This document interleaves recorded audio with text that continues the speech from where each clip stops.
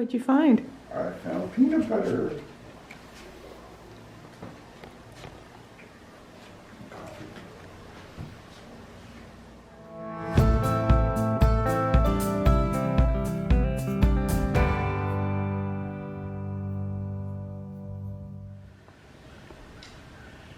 Welcome to day 59.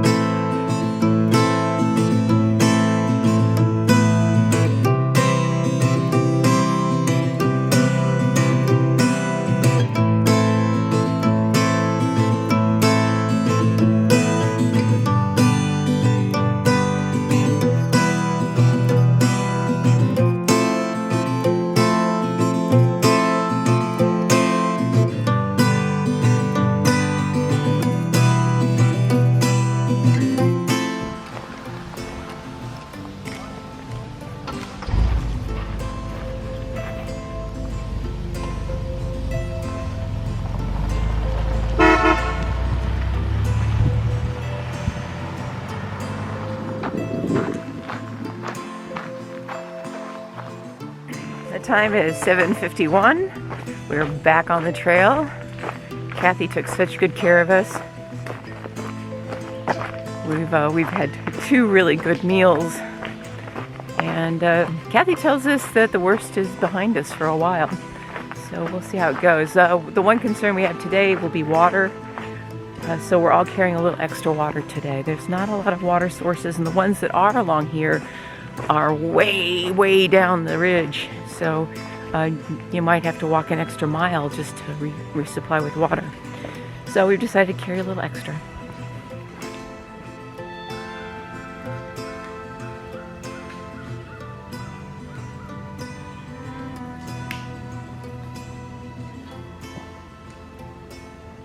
The plan today is to hike about 15 miles and get into the town of Windgap. We think we're going to stay in some little motel there. And this is a real resupply opportunity for us because there's a grocery store, drugstore, and a Kmart.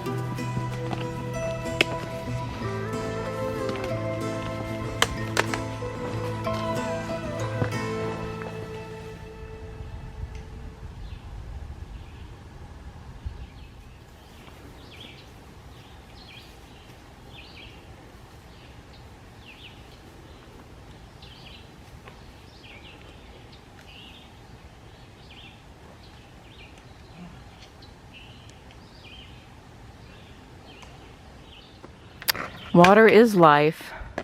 Thank you, Mun.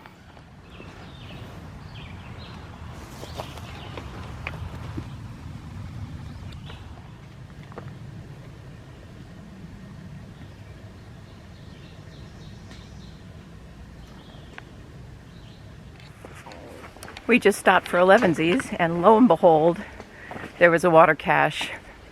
So thank you, Mun. You really saved us a lot of anxiety.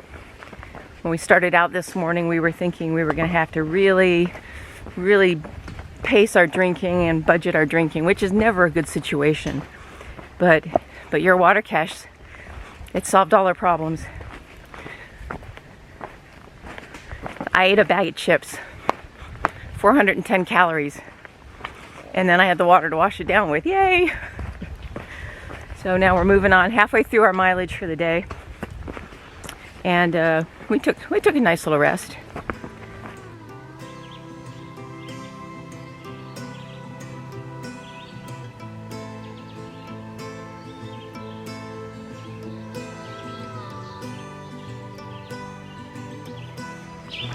It's just past noon. We're about 8.5 miles into our hike today.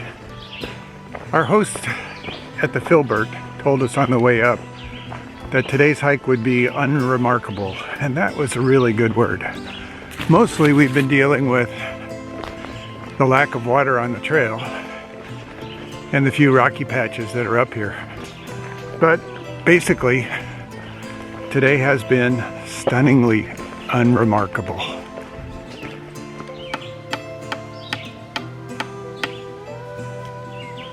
.6 to go.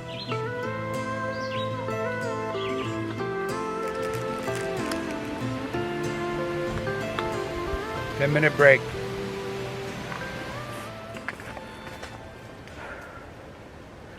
For me, the story of the day has been the humidity. It is oppressive.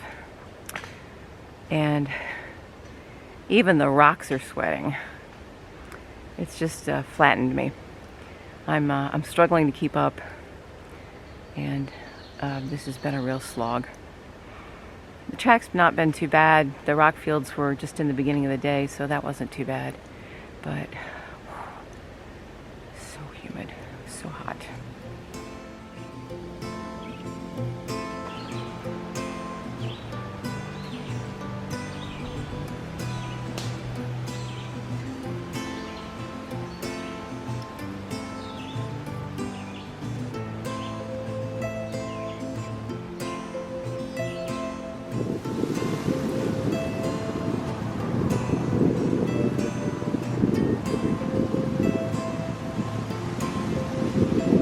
Where we're headed.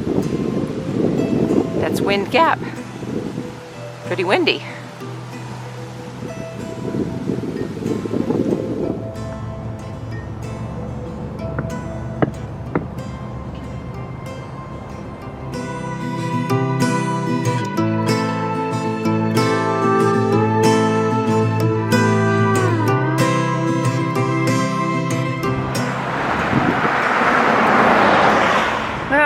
We're at the edge of Windgap. We've been trying for a half an hour to reach the hotel. A couple hours ago, they agreed to come and pick us up for $5.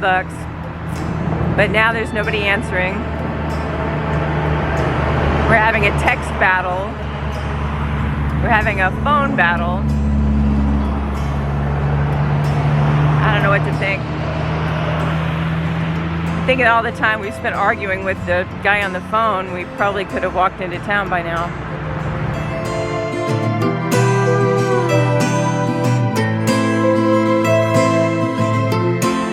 Oh look, they have a pool.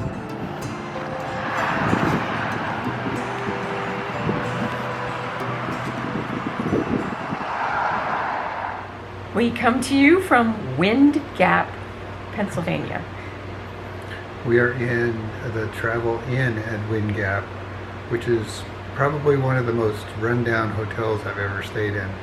Yeah, actually the Doyle is getting a bump from this. Yeah, the Doyle is like a 2.5 star. This one's like 2, and that's being generous.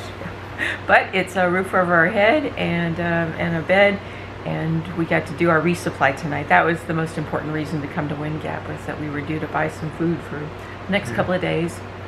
We got a 3 or 4 day stage ahead of us, and so we wanted to make sure we had enough chow in the bag so we could make the trek work. Today we walked about 15.4. It was a slog. It was a hot, humid, exposed slog. We were up on a ridge line, and while we were shaded some of the time, there was absolutely no breeze. Yeah, it was like, it was jungle hot. It was so humid. It was miserable. Not my favorite day, but we know that when you're out here for, 180 to 200 days, there's going to be some days like today. And yeah, I did see a chipmunk.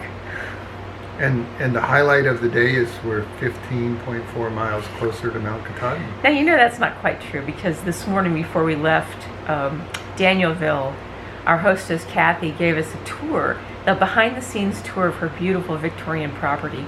She showed us the secret garden. She showed us general store. Yeah. It was so cool. It's very cute. So we'll share a little bit of that. So that was the highlight of the day, and then it was all uphill from there. And everything after that was entirely unremarkable. Yeah. We had fewer boulder crossings today, so we can see that the terrain is changing a little bit, but we still had all those wicked foot puzzles where there's really no space to put your foot down as you're walking. You can't get into a cadence or a rhythm as you walk. And I honestly, I felt like I was just staggering half the time. It looks like I'm staggering because I'm just rolling from spot to spot and just trying to find a place to put my foot. But my feet are not in bad shape tonight. My hips hurt from all that swaying back and forth and trying to find those spots. And we also had to we had some fairly long water carries, so we had to carry a lot of water. And we wanted to do a special shout out again to Mun, who has positioned water all along central and eastern Pennsylvania. It's a massive task, and I know so many people are so thankful for that water. Yeah, it makes a huge difference not to have to walk an extra mile and a half to go find water and then drag it back up to the trail, put your pack back on, and get moving. So Mun, thank you so much. Because we know it's no simple task to drag all those bottles, but I think we passed 3 caches today, and every time I just gave thanks. Yeah. And so tomorrow morning we get up and do it all over again. But tomorrow is special because it's our last day in Pennsylvania. Yeah, tomorrow we'll be in Delaware Water Gap. Yeah, and we'll cross over the next day. So yeah, getting getting closer by the day. Yeah, moving across those boundaries. Yeah. Thanks for joining us.